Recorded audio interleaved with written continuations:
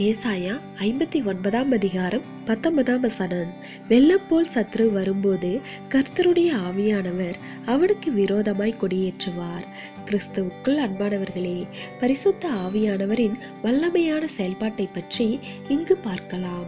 சத்துரு தாக்கும்படி வரும்போது, அதுவும் குறைந்த அளவில் அல்ல, வெள்ளம் திரண்டு வருவது போல் திரண்டு வரும்போது தேவ ஆவியானவர் அவனுக்கு விரோதமாக ஜெயக்கொடியை ஏற்றுவார் என்று ஏசாயா தீர்க்கதரிசி சொல்கிறார்.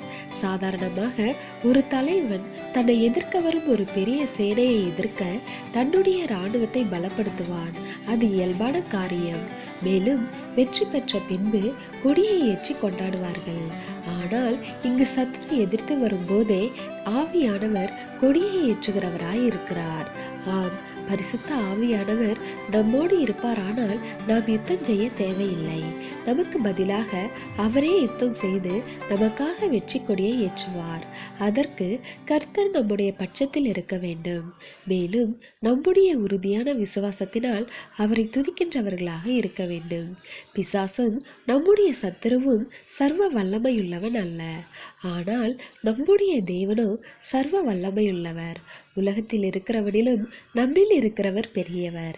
எனவே தேவ பிள்ளைகளே, கர்த்தர் எப்போதும் நம்முடைய பட்சத்தில் இருக்கும்படி நாம் வாழ வேண்டும். தேவனுடைய கிருபையும் இரக்கமும் நம் அனைவரோடும் இருப்பதாக. ஆமீன்.